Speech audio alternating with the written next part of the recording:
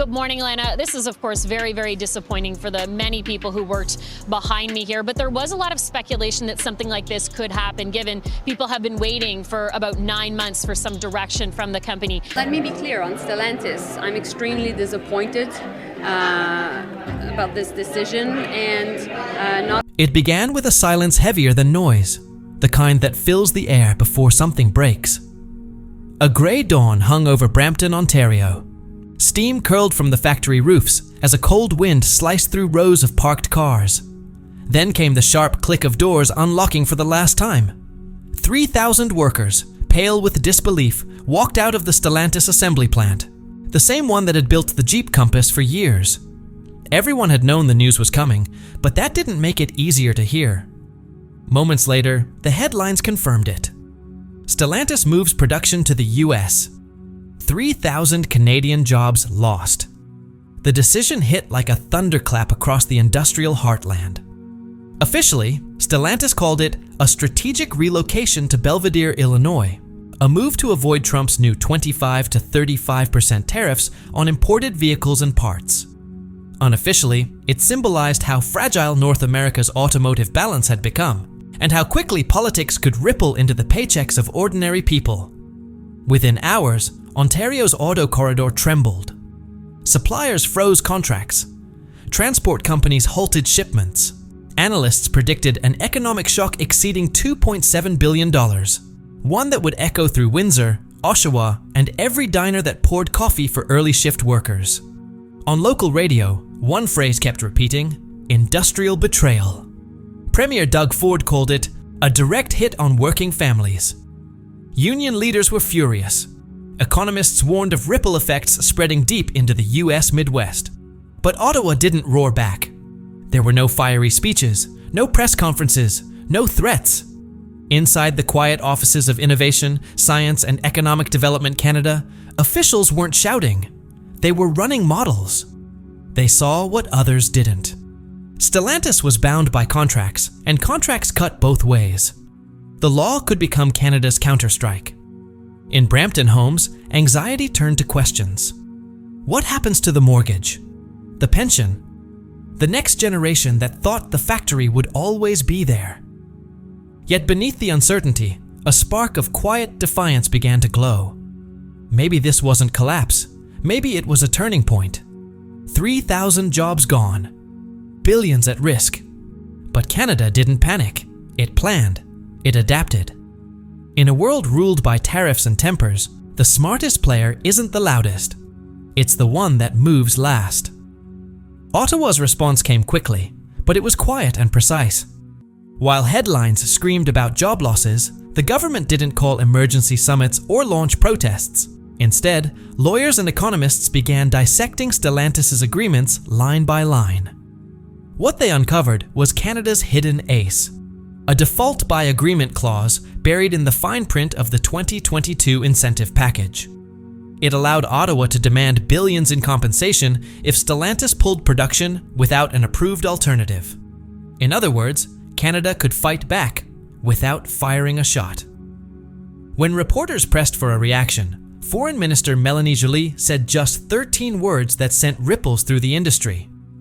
Commitments to produce in Canada are mandatory for receiving Canadian subsidies. That single sentence hit harder than any speech. It wasn't just a message to Stellantis, it was a warning to every global automaker from Detroit to Seoul to Stuttgart. If you want Canada's money, you keep Canada's jobs. Behind Joly's calm tone was a calculated defense of national interest. Auto manufacturing isn't just another industry, it's Canada's second largest export sector, worth over $86 billion a year, and supporting hundreds of thousands of families from Windsor to Oakville. Losing Stellantis could have blown a hole in the supply chain big enough to swallow entire towns. But instead of outrage, Ottawa used predictability as its weapon, protecting workers through law, not anger. Analysts in New York and Frankfurt called it legal diplomacy. Others labeled it the Carney doctrine in motion, restraint with precision. And as investors saw that Canada wasn't flinching, confidence in its industrial stability actually rose. The irony was sharp. While Washington used tariffs to pull factories home, Canada used contracts to keep industries anchored, quietly, effectively, and on its own terms. As Stellantis packed its bags for Illinois, Ottawa was already looking further ahead. In the chaos of tariff wars and political noise, one question loomed. Who really holds the power? The loudest nation or the one that writes the rules? When the dust finally settled over Brampton, a new voice emerged: Mark Carney. No slogans, no megaphone, just the calm certainty of a banker who understood both numbers and nations. His message was simple but cutting. We don't mourn losses, we turn them into leverage. That marked the birth of what insiders began calling Canada's industrial counterstrike. While US tariffs shook global supply chains, Carney saw opportunity in the wreckage. Within weeks, Ottawa unveiled its EV battery strategy, not a protest, but a blueprint to rebuild Canada's industrial base from the ground up. Instead of chasing Stellantis back across the border, Canada began redrawing the map of the electric vehicle economy. Lithium from Manitoba, nickel from Sudbury, cobalt from northern Quebec. Each province became a node in a new grid of resilience, an ecosystem built to power the world's next generation of batteries. At its core was a single mission: reduce dependence on Washington and expand trade with the EU, South Korea, and Japan. By late 2025, the results spoke louder than politics. Foreign investment in Canada's clean tech sector surpassed $20 billion. European automakers signed long-term supply deals. Economists began calling it a quiet industrial revolution. It wasn't loud, it wasn't viral, but it was working.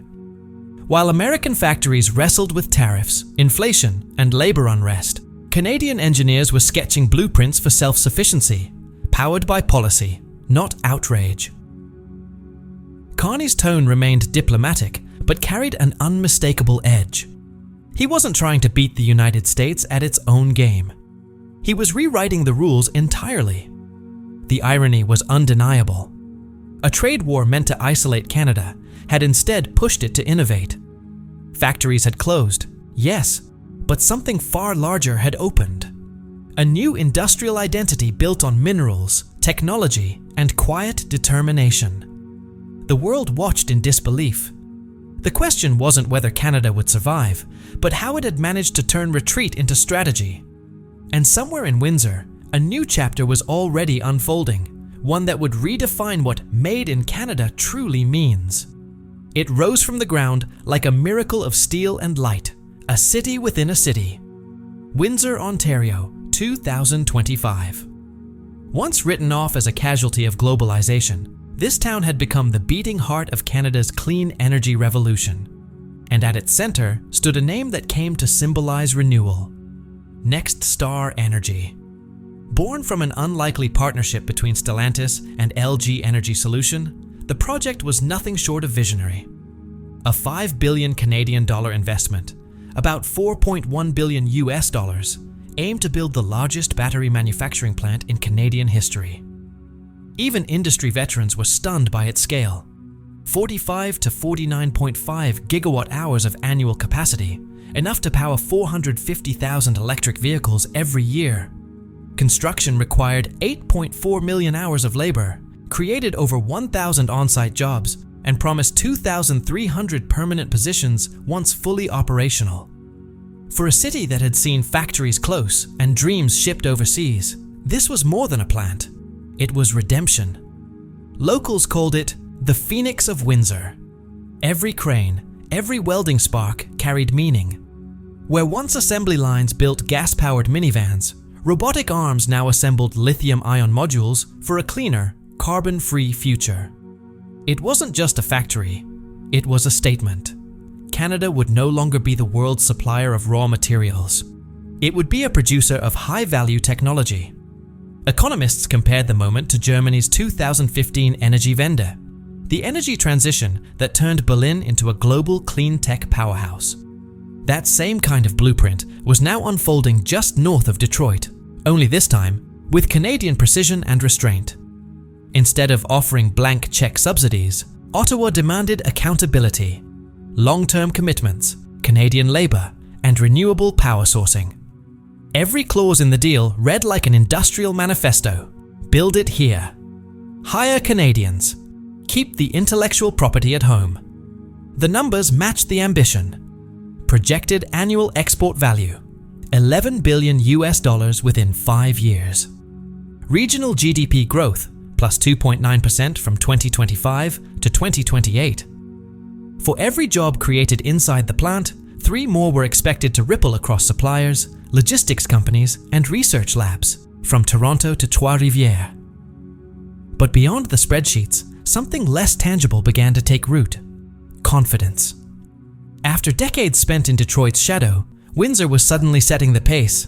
Canadian innovation was no longer reactive. It was shaping the global electric vehicle landscape one battery cell at a time. So when the first production line hummed to life beneath that gleaming glass roof, it wasn't just electricity running through the cables. It was a quiet surge of national pride. Yet as billions flowed in and American officials took notice, one question echoed through boardrooms from Ottawa to Washington. Had Canada just rewritten the rules of the subsidy war, or had it sparked an even bigger one? It all traced back to Washington, 2023. The US had unleashed the Inflation Reduction Act, a $369 billion package that changed the game. It wasn't merely about funding clean energy, it was an economic arms race.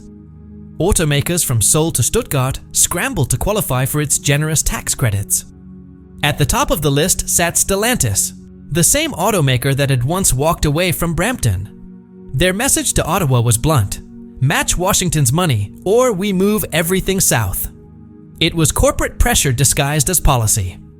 But Canada didn't flinch.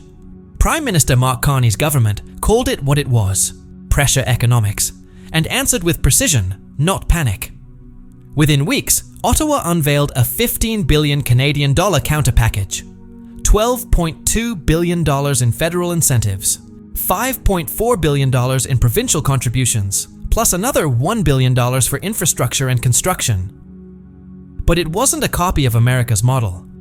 It was smarter, smaller, and far more strategic. Carney called it strategic parity.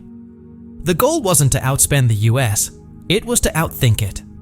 While Washington's IRA risked overheating markets and driving up costs, Ottawa tied every dollar to strict conditions: Canadian workers, local sourcing, and long-term production guarantees. The outcome was undeniable. Stellantis stayed. The jobs stayed. The supply chain stabilized. Economists began calling it industrial diplomacy, a subsidy war fought with surgical precision. By late 2025, reports from the OECD and World Bank cited Canada's model as a benchmark in fiscal discipline. Unlike in the US, where massive subsidies fueled bidding wars between states, Canada's program demanded accountability and delivered it. Investment confidence surged. Global automakers started viewing Canada as North America's safe harbor, a place of stable policy, lower volatility, and predictable returns. And as Europe, Japan, and South Korea watched, they quietly began borrowing the playbook. The EU's Net Zero Industry Act, Japan's Green Transformation Program, and Korea's K-Atom strategy all carried traces of Ottawa's disciplined approach. In a single fiscal maneuver, Canada had turned a trade war into a subsidy standoff, and won on efficiency. Factories kept running. Inflation stayed under control. And Windsor, once the symbol of decline, became the showcase for a new kind of economic model. But behind the global applause, a quieter question lingered in the halls of power from Washington to Brussels. If Canada can achieve industrial independence with 1/10 the budget, what does that say about everyone else? Today, it's hard to believe Windsor was once a city people left behind. Windsor, Ontario, 2025. The skyline hums again. Factory roofs glint under the afternoon sun, and the air carries the faint scent of lithium and ambition. What was once the ghost corridor of Canada's auto belt now has a new name. One whispered with pride: Battery Valley. In just 3 years, everything flipped. Local GDP surged by 2.9% between 2025 and 2028. Windsor isn't a story of survival anymore. It's a story of reinvention And a reminder that in the age of global competition, quiet strategy can sometimes roar the loudest. 2,300 people now work inside the NextStar Energy Complex. Engineers, welders, lab technicians, and thousands more supporting them through supply chains, construction, and logistics. Windsor is no longer the city of layoffs and lost paychecks. It's now a city of blueprints, test cells, and export contracts. And the transformation didn't stop with Stellantis. New investments began to pour in. South Korea's DS Actimo announced a $60 million USD materials plant to support Canada's growing EV ecosystem. Ottawa and Queen's Park sealed the deal with one of the most ambitious industrial packages in Canadian history: 20-year tax exemptions, 99-year land leases, and energy credits tied directly to renewable power. To outsiders, it looked like a quiet boom. To locals, it felt like resurrection. The factories that once stamped steel now assemble battery packs bound for Europe and Asia. The diners that once served late-night shifts now welcome business delegations from Seoul and Stuttgart. And across the river, Detroit, once the proud heart of North America's auto empire, watches with a mix of nostalgia and unease. While Detroit faces closures and strikes, Windsor's industrial graph points upward, a mirror image of its neighbor's decline. Economists call it the Great Realignment, proof that smart subsidies, stable governance, and green infrastructure can outlast populist tariffs and political chaos. For every US plant shuttered by volatility, a Canadian facility quietly opened under a 30-year plan. That wasn't luck, it was design. Beneath the steady hum of conveyor belts lies a deeper story. How a community once defined by unemployment rebuilt itself on innovation, law, and patience. From crisis to confidence, from factory dust to energy storage, from forgotten town to global hub, Windsor didn't just survive. It transformed into a symbol. But as billions in new investment flow into Battery Valley, a question looms over North America's industrial future. Can Canada hold this lead? Or will the next global shock send the current running south again? It started quietly, not with fanfare or a press conference, but with a single cargo ship departing the port of Montreal beneath grey Atlantic skies. Inside were the first containers of Canadian-made EV batteries stamped NextStar Energy, Windsor, Ontario. Their destination, Hamburg, Germany. From there, they would power electric Volkswagens, Peugeots, and Volvos rolling across Europe. By 2025, the numbers told a story no one expected. Canadian exports to the US fell by 7.9%, the sharpest decline in a decade. But trade with Europe surged 23.5%, the fastest growth since 2007, a tectonic shift in direction. The message was unmistakable. Canada wasn't just selling cars to America anymore, it was selling technology to the world.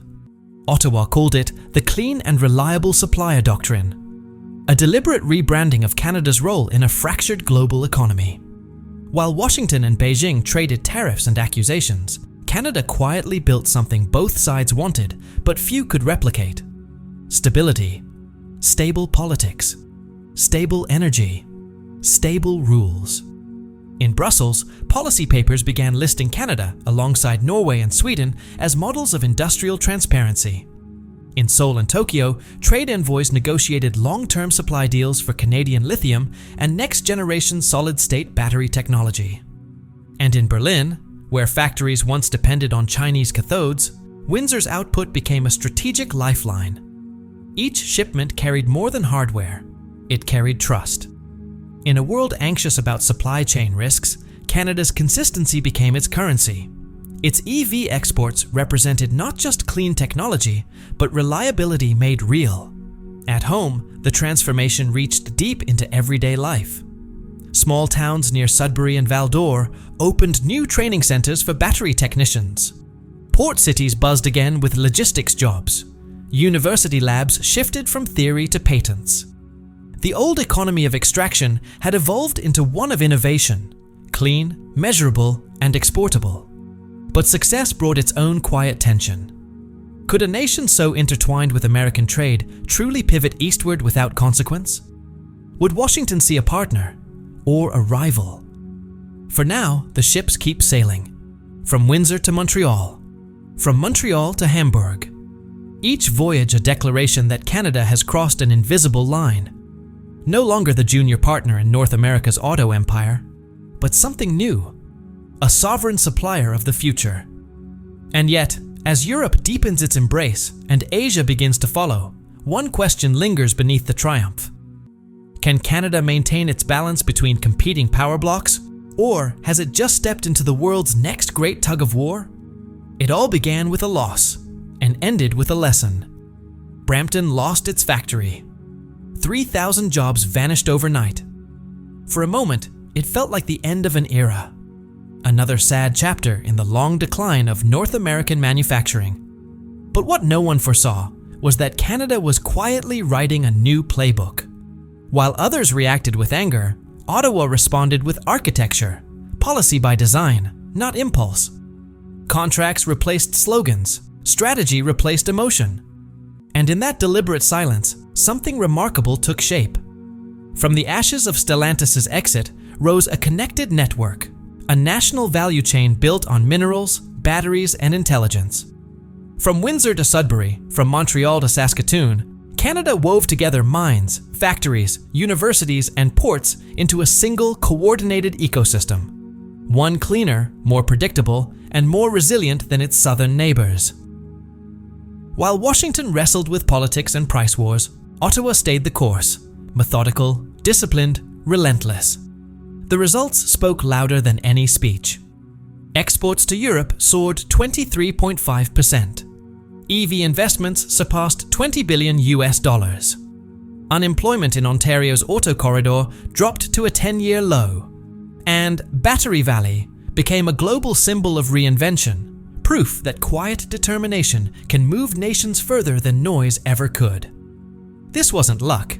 It was policy with purpose. A reminder that industrial power isn't measured only in output, but in foresight, in the ability to turn pressure into progress. Canada didn't chase headlines. It built foundations. It didn't mimic America's subsidies. It refined them. It didn't fight globalization.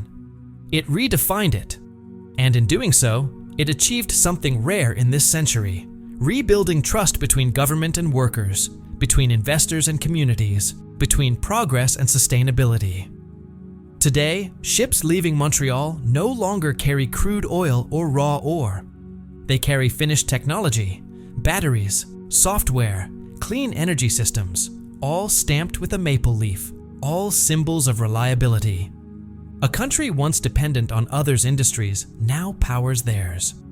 Maybe this isn't just recovery. Maybe it's rebirth. Because Canada didn't shout. It designed. It didn't react. It adapted. And maybe, just maybe, it quietly won. Please subscribe to the Timefold channel.